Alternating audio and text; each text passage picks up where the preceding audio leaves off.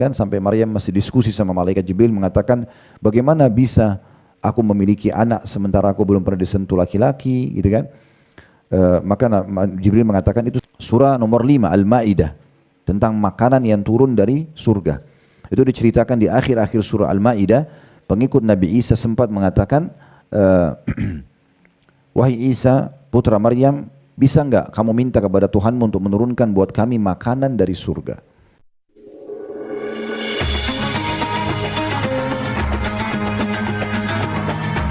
Yang subscribe, semoga hidup kaya raya, mati masuk surga. 47 wanita yang meninggal ketika nifas. Maksudnya dari mulai melahirkan sampai selesai masa nifasnya, kalau ajalnya datang berarti dia mati syahid.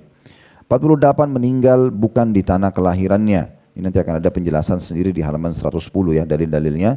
Bukan sekarang kita jelaskan, tapi garis besarnya saja. 49 jenazah seorang muslim yang disolatkan sebanyak 3 saf. Artinya makin banyak orang yang solati jenazah kita, maka makin ada besar peluang masuk ke dalam surga karena doa-doa mereka. Ke-50 bertakziah atau maknanya menghibur orang yang terkena musibah. Nanti kita jelaskan ini karena banyak orang salah faham dengan takziah. Mereka anggap takziah adalah seperti ziarah, maka duduk, makan, ngobrol segala macam. Padahal sebenarnya dia datang menghibur keluarga yang sedang sedih, ya, dengan memberikan makanan, mendoakan dan menyabarkan dan tidak berlama-lama. 51 menebarkan salam, memberi makan, menyambung tali silaturahim dan melembutkan perkataan. Ini sesuai dengan hadis Nabi SAW, afsyus salam, sebarkan salam, wa atimut ta'am, berikanlah makan atau traktir orang atau berbagi. Ramadan sekarang berbagi buka puasa misalnya. Wasilul arham, lanjutkan hubungan silaturahim, dan sallu bil laili wan nasu niyam, salat pada malam hari pada saat manusia tidur. Itu ada hadis menjelaskan masalah itu. 52 mengisi saf salat yang kosong, dan termasuk bisa ibu dan bapak sekalian melangkah mengisi saf yang kosong ya. Jadi dalam sholat pun kita masih bisa melangkahkan kaki untuk mengisi saf yang kosong. Nanti akan kita jelaskan itu, insya Allah. Ke-53 orang lemah dan direndahkan oleh orang lain serta orang-orang fakir dan miskin. Jadi ada mungkin orang kita lihat dari sisi ekonomi kurang, fisik dan paras wajah kurang, tapi dia orang sangat dekat dengan Allah Subhanahu Wa Taala. Orang-orang seperti ini justru ahli surga. Ke-54 bersih dari sifat sombong, berkhianat terhadap harta rampasan perang dan juga bebas dari utang. Ini termasuk ada jaminan surga. Kemudian selanjutnya di sini ada 66 ya. Di judulnya 62 ya. 55 bersifat malu. Ya, ini juga termasuk sifat yang harus dipertahankan tentunya. Kemudian 56 bersikap toleran dalam hal jual beli dan ketika membayar atau menagih utang. Maksudnya mempermudah, tidak mempersulit gitu ya. 57 senantiasa hidup berjamaah atau bersama dengan kaum muslimin. 58 tentang penguasa yang adil, laki-laki yang penyayang dan laki-laki yang memiliki tanggung jawab keluarga serta memelihara kehormatan dirinya, maksudnya dari perzinahan. 59 memperlakukan orang lain sebagaimana ia ingin diperlakukan oleh orang lain, maksudnya selalu aja baik sama orang karena dia juga mau dibaikin oleh orang.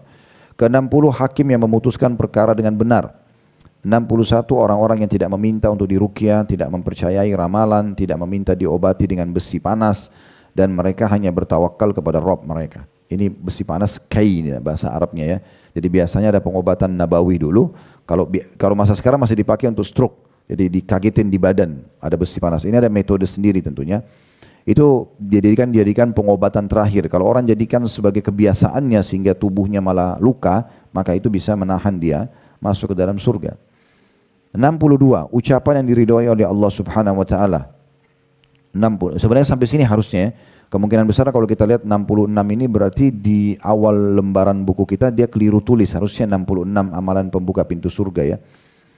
63 meninggalkan pakaian mewah dengan niat tawadhu karena Allah meskipun sebenarnya ia sanggup mengenakannya. Yang 64-nya tidak menyakiti tetangganya, 65 mengkafani mayit ya. Dan yang terakhir 66 mewujudkan sifat-sifat baik tertentu. Nah, seperti itu kurang lebih gambaran daftar isinya ya. Nah, biasanya kami berbagi kalau ibu dan bapak sekalian baru membeli buku, maka kami sarankan selalu membaca daftar isi. Biasanya kita kalau membeli buku seperti ini, untuk membaca sendirian itu malas ya. Jarang sekali kita bisa menyelesaikannya. Makanya kita menggunakan metode membedah buku seperti ini. Nah, cara yang menarik adalah yang dari pengalaman kami, baca daftar isinya, kemudian cari dari daftar isi itu kira-kira yang paling menggelitik, tanda kutip sini, yang paling buat ibu mau baca. Misalnya, oh saya mau baca poin tentang bersifat malu. Mulai dari situ. Mulailah kita baca, kemudian nanti itu akan memicu kita ingin membaca bab lainnya, bab sebelumnya, bab sesudahnya, akhirnya kita bisa menyelesaikan buku atau mengikuti bedah buku seperti ini. Nah itu sebabnya kenapa kita membaca daftar isi, dan memang penulis, semua penulis kalau tulis buku pasti dia pakai daftar isi karena itu keringkasannya. Apa yang akan dibahas di buku ini semua sudah diringkas dalam daftar isi tadi. Baik, kita akan coba masuk ke bahasan pertamanya ya, di sebab-sebab masuk dalam surga, yaitu mengucapkan 2 kalimat syahadat dan beramal sesuai dengan tuntunan dan juga kandungannya di halaman 7. Ya, saya akan bacakan dulu dalil yang disebutkan oleh penulis di sini. Dari Ubadah bin Samit radhiyallahu anhu dari Nabi SAW, beliau bersabda, "Man syahida an la ilaha illallah wahdahu la syarikalah wa anna Muhammadan abduhu wa rasuluhu wa anna Isa abdullahi wa rasuluhu wa kalimatu alqaha ila Maryam ruhun min wal jannatu haqqun wan naru haqqun adkhalahu Allahul jannata ala ma kana minal amal." Barang siapa yang bersaksi bahwasanya tidak ada ilah atau Tuhan selain Allah semata dan tiada sekutu baginya, N-nya besar kata ganti Allah, dan bahwasanya Nabi Muhammad adalah hamba dan rasulnya, bahwasanya Isa adalah hamba Allah dan utusannya, dan kalimatnya, N-nya besar kata ganti Allah, kalimat-kalimat dari Allah yang disampaikan kepada Maryam dan ruh dari sisinya yang ditiupkan, dan bahwasanya surga itu benar, neraka itu benar, niscaya Allah Subhanahu wa taala akan memasukkan ke dalam surga dengan perbuatan yang telah dia kerjakan. Di bawah ada putnot nomor 1 disebutkan oleh Bukhari dan juga Muslim. Hadits ini dulu kita coba bedah menjadi beberapa bagian ya. Kalau ibu yang pegang bukunya tolong digaris bawahi di situ dan dikasih angka-angka di atasnya ya. Yang pertama itu adalah barang siapa yang bersaksi bahwasanya tidak ada ilah selain Allah semata dan tidak ada sekutu bersamanya, ini dikasih angka 1. Kita akan bahas faidah pertama itu. Kemudian potongan atau nomor 2 digaris bawahi lagi bahwasanya Muhammad adalah hamba juga rasulnya. Ini nomor 2-nya. Kemudian yang ketiga bahwasanya Isa adalah hamba Allah dan utusannya. Ini nomor 3. Kemudian nomor 4-nya bahwa kalimatnya, N-nya itu kata ganti Allah, kalimatnya disampaikan kepada Maryam dan ruh dari sisinya. Ini yang keberapa? Yang keempat gitu ya. Kemudian yang kelima, dan surga itu benar adanya. Kemudian yang keenam, dan neraka itu benar adanya. Terakhir yang ketujuh adalah Allah akan masukkan dia ke dalam surga sesuai dengan kadar amal yang dia miliki. Jadi ada 7 faedah yang akan kita bahas di dalam hadits ini. Baik, kita akan masuk dulu di faedah yang pertama. Barang siapa yang bersaksi bahwasanya tidak ada Tuhan atau ilah yang berhak disembah kecuali Allah, tidak ada sekutu bersamanya, ini adalah potongan yang sudah kita ketahui ya, menjadi rahasia umum bagi kaum muslimin. Tidak ada Islam tanpa kalimat ini. Dan ini bukan hanya sekedar diucapkan dengan lisan. Bukan hanya sekedar orang mengatakan la ilaha illallah selesai. Tapi dia harus diikuti dengan pemahaman mendalam dan juga diaplikasikan dalam kehidupan sehari-hari. Perlu kita garis bawahi, susunan kata-kata ini luar biasa. Apapun yang mata kita jangkau di langit sana dan tidak dijangkau. Dijangkau itu seperti misalnya pergantian siang malam, turunnya hujan, burung yang berterbangan, bintang-bintang di langit, matahari dan seterusnya. Yang tidak terjangkau Allahu alam, kita nggak tahu, mungkin ada planet yang belum dilihat oleh mata manusia. Ada yang Allah ciptakan di langit sana, kalau dalam ayat Al-Quran dijelaskan malaikat itu di langit ya. Mereka ada di langit. Ini belum dijangkau. Di bumi juga apapun yang dijangkau oleh mata kita seperti pepohonan, manusia, hewan-hewan yang kita bisa jangkau lah. Air kita bisa lihat gitu ya. Semua itu atau tidak bisa dijangkau oleh mata. Seperti udara kita nggak bisa lihat dengan mata kita, ya kasat mata nggak bisa. Kemudian mungkin sifat-sifat yang kita rasakan kayak misalnya jujur, dusta, ya gitu. Atau rasa kita rasakan kayak lapar, haus, kita kan tidak bisa lihat tuh, ya, tapi bisa kita rasakan. Semua itu yang kita bisa atau tidak bisa lihat di atas bumi, begitu juga di kedalaman lautan, di kedalaman bumi yang kita bisa lihat dari segala jenis hewan-hewan ataupun belum kita pernah lihat dengan mata kita. Semuanya itu kalau muncul pertanyaan dalam jiwa kita dari mana, siapa yang membuat, warnanya, bentuknya, jenisnya, segala macam hal, maka kembali kepada kalimat la ilaha illallah. Tidak ada yang mengurusnya, tidak ada yang menciptakan, tidak ada yang merawat kecuali Allah Subhanahu wa taala. Jadi memang susunan kata ini kata yang luar biasa. Banyaknya orang yang akhirnya menyembah pohon, menyembah patung, menyembah bintang-bintang, menyembah dewa-dewa karena secara fitrah manusia itu tahu dia punya Tuhan, tetapi mereka tidak punya panduan siapa Tuhannya. Sebagai seorang muslim kita dipandu. Ada Tuhan satu yang mengurus semua ini adalah Allah. Tidak ada sekutu bersamanya. Tidak ada partnernya. Dia sendiri yang menciptakan dan mengurus semua ini. Dia menciptakan para malaikat dan diberikan tugas-tugas. Dan menciptakan manusia dan jin juga demikian. Dan hewan-hewan juga masing-masing punya fungsi dan semuanya sempurna. Tidak ada satupun dari ciptaan Allah subhanahu wa ta'ala yang tidak sempurna. Kalau ada yang mengatakan, tapi Ustaz ada manusia lahir cacat. Allah ingin menunjukkan bahwasanya Allah mampu melakukan apa saja. Dan dari sekian banyak manusia, persentase orang yang cacat itu kecil sekali. Kecil sekali. Mungkin dari 100 orang yang cacat 1 atau bahkan kurang dari itu. Ya mungkin cuman kalau dari 100% cuma 0,0 sekian saja. Agar Allah menunjukkan memang Allah bisa menciptakan sempurna, bisa menciptakan tidak sempurna. Sebagaimana juga kadang-kadang kita melihat ada satu hewan misalnya jenis ikan, wujudnya itu sepertinya kurang menarik buat kita. Tapi Allah ingin tunjukkan kemahakuasanya, Allah mampu menciptakan itu yang manusia sendiri walaupun di mata manusia buruk mereka tidak bisa ciptakan itu. Ya, mereka tidak bisa buat apa-apa. Semua itu dengan hikmah yang luar biasa dari Sang Pencipta Allah Subhanahu wa taala. 13 tahun ibu-ibu sekalian dakwah Nabi Muhammad SAW di Mekah itu 13 tahun. 10 tahun pertamanya kan 13 tahun di Mekah. 10 tahun pertama belum ada perintah puasa, belum ada perintah jihad, belum ada perintah zakat. Yang ada penanaman tentang susunan kata ini. La ilaha illallah. Ini yang didakwakan oleh Nabi SAW. Penanaman kepada orang Quraisy, tidak ada Tuhan yang berhak disembah kecuali Allah. Jangan sembah berhala yang kalian pahat sendiri, kalian warnain, kalian bentuk, kalian namakan. Lalu kalau rusak kalian perbaiki, lalu kalian anggap sebagai Tuhan, itu gimana ceritanya? Maka dikenal dengan masa jahiliyah di masa itu. Jadi penanaman ini, semua nabi-nabi dakwanya la ilaha illallah. Tidak ada yang tidak keluar dari dakwah ini. Kalau kita lihat dalam surah Al-Anbiya, dalam surah-surah yang lain seperti ada surah Al-Furqan, ada surah An-Naml, umumnya di situ diceritakan beberapa nabi-nabi yang memang mereka semua dakwanya sama. Mereka menyampaikan tentang la ilaha illallah. Karena kita kalau sudah faham, betul-betul mendalami kata-kata ini, kita tidak akan pernah bergantung, tidak akan pernah merengek lah, kita manja dan segala macam kecuali kepada Allah Subhanahu wa taala. Karena kalau kita sedang mendapatkan nikmat yang ciptakan kita Allah, yang ciptakan juga semua nikmat itu Allah, yang bisa pertahankan hanya Allah. Kalau kita sedang mendapatkan cobaan, yang ciptakan kita Allah, yang ciptakan cobaan itu Allah, yang bisa memberikan jalan keluar hanya Allah. Nah itu makna ini. Kalau ibu sudah faham ini, siapapun yang bersaksi, artinya meyakini dalam hatinya bahwasanya tidak ada Tuhan yang berhak disembah kecuali Allah, maka dia tidak perlu bergantung, tidak perlu merengek, mohon, ya apa saja manja kecuali pada Tuhannya Allah Subhanahu wa taala, dan tidak pernah menyekutukan Allah, bagi dukun, minta-minta bantuan pada jin, pakai jimat, tidak ada semua itu. Maka ini berarti sudah masuk di syarat yang pertama untuk masuk ke dalam surga. Yang kedua tadi, dan Muhammad adalah utusan Allah. Artinya di sini bukan hanya ucapan, tetapi bagaimana kita mempelajari tentang hidup beliau.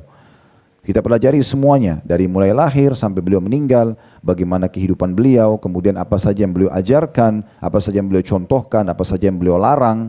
Semua ini kita sibuk kehidupan kita dalam keseharian dengan sunnah-sunnah Nabi SAW. Apakah itu perintah mengerjakan ataupun larangan meninggalkan. Nah itu baru memberikan kesaksian bahwasanya Muhammad Rasulullah. Tapi kalau orang mengatakan, kan muslim, iya saya muslim. Coba syahadat syahadu la ilaha illallah wa syahadu Muhammad Rasulullah. Sudah selesai. Tapi dalam kehidupannya tidak ada menjalankan perintah-perintah Allah dan Rasulnya. Maka ini syahadatnya perlu dipertimbangkan, perlu ditanyakan lagi, benar enggak orang ini? Makanya orang-orang munafik di masa Nabi Muhammad SAW bedanya dengan orang beriman di situ, ibu-ibu sekalian ya. Perbedaan dasarnya adalah kalau orang-orang mukmin yang tulus dari hatinya, mereka sibuk dari detik-detik detik-detik hidupnya itu semua dari sunnah ke sunnah yang lain, atau dari perintah agama kepada perintah agama yang lainnya. Sementara orang munafik memilih-milih saja. Mana yang mereka dipuji oleh manusia, mana yang mereka rasa perlu, ada masalah dunianya baru mereka kerjakan. Kemudian yang ketiga, tentu di sini wa anna Muhammad Rasulullah ini, kalau ibu sudah yakin dengan itu, ibu ikutin ajaran beliau, ibu selalu merindukan beliau, menjadikan beliau sebagai idola. Bahkan kita dianjurkan mencintai Nabi melebihi diri kita sendiri. Bukan cuma pasangan hidup, bukan cuma anak, bukan cuma orang tua. Diri kita sendiri tetap harus kita lebih cintai Nabi Muhammad SAW. Sehingga kita mendahulukan semua perintahnya. Sekarang kita misalnya ngantuk malam, tapi Nabi perintahkan sholat malam. Orang kalau sudah benar cintanya terhadap Nabi, mereka akan bangun sholat malam. Mereka tidak peduli dengan ngantuknya. Nah seperti itulah ya. Makanya Umar bin Khattab mengatakan, ya Rasulullah, saya mencintai anda dari semuanya. Istri, anak, orang tua, harta, semua pokoknya saya, kecuali diri saya sendiri. Saya masih lebih cinta diri saya. Kata Nabi SAW, tidak hai Umar, sampai engkau mencintai aku melebihi dirimu. Maksudnya mencintai Nabi di sini adalah betul-betul menerima semua ajaran beliau. Maka kata Umar sambil menundukkan kepala lalu mengatakan, sekarang ya Rasulullah. Sekarang benar-benar saya sudah mencintai anda melebihi. Maksudnya saya siap apapun yang anda perintahkan walaupun jiwa saya tidak suka, saya tetap akan dahulukan perintah anda. Sekarang saya ya Rasulullah. Kata Nabi SAW, sekarang hai Umar. Maksudnya sekarang imanmu sempurna. Gitu ya.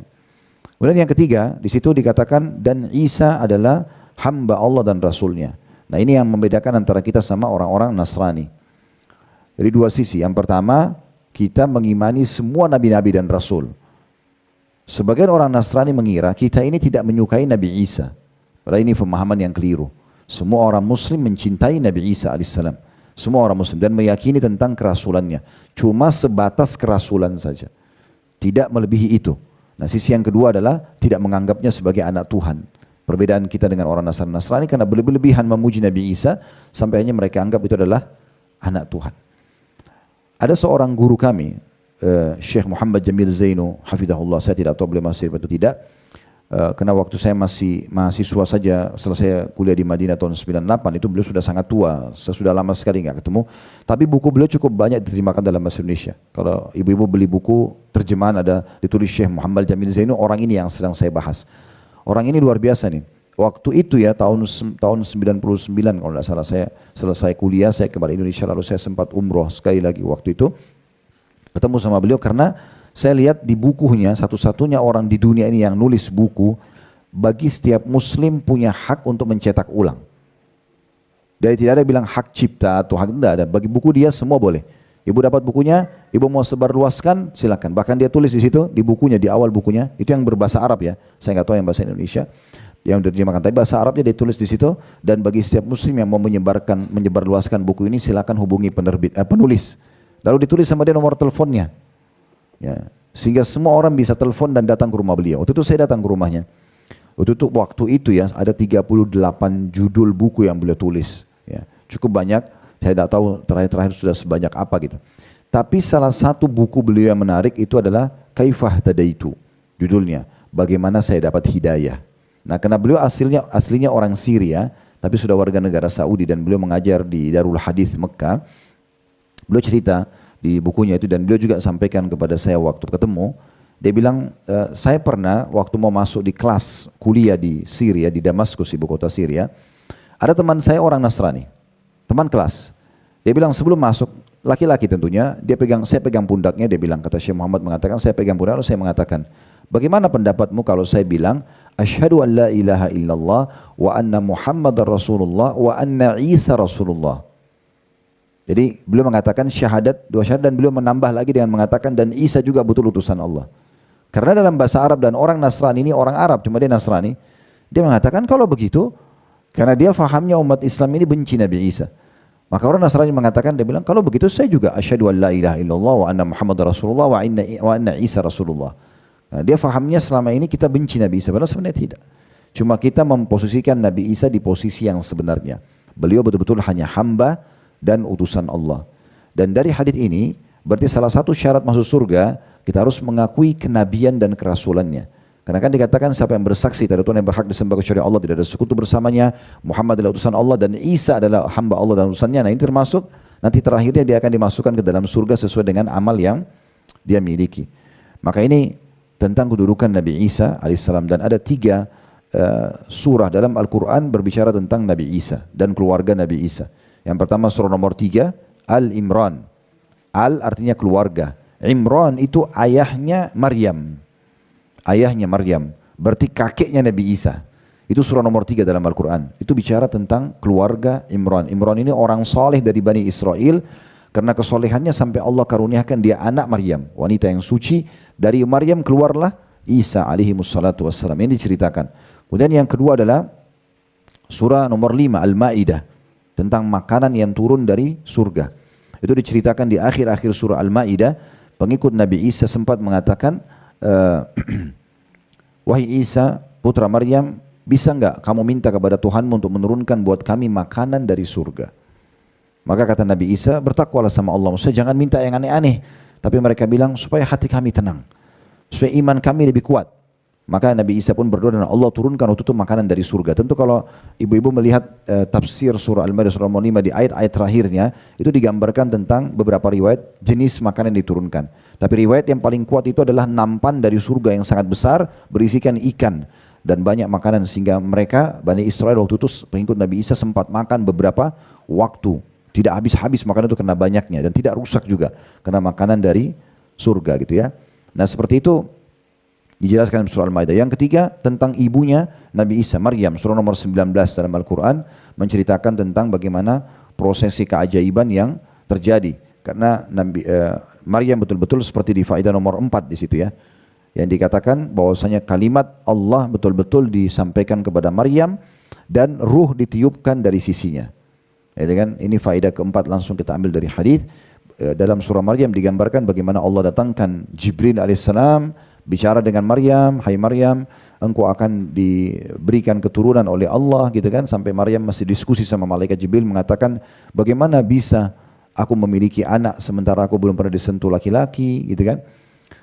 Maka Jibril mengatakan itu sudah keputusan Allah, lalu ditiupkan ruh dari sisi Allah Subhanahu wa taala ya, sehingga hamillah Maryam tanpa ada laki-laki atau ada tetes sperma pun di rahimnya. Dan ini mustahil terjadi dalam kehidupan manusia. Allah Subhanahu wa taala, ibu-ibu sekalian, memberikan setiap nabi mukjizat sesuai dengan keadaan kaumnya di masa itu. Di masa Nabi Musa misalnya, yang sangat terkenal adalah sihir. Sihir, mereka suka bermain sihir. Maka di masa Nabi Musa Allah datangkan mukjizat Nabi Musa di masa itu, di masanya Fir'aun. Allah datangkan Nabi Musa mukjizat mirip dengan sihir tapi bukan sihir. Tongkat bisa berubah jadi ular, tangan dimasukkan ke kantong dikeluarkan keluar cahaya yang terang dan gitu-gitu ya. Di masa Nabi Isa orang sangat suka dengan ilmu kedokteran. Maka Allah datangkan keajaiban Nabi Isa bisa lahir tanpa sperma.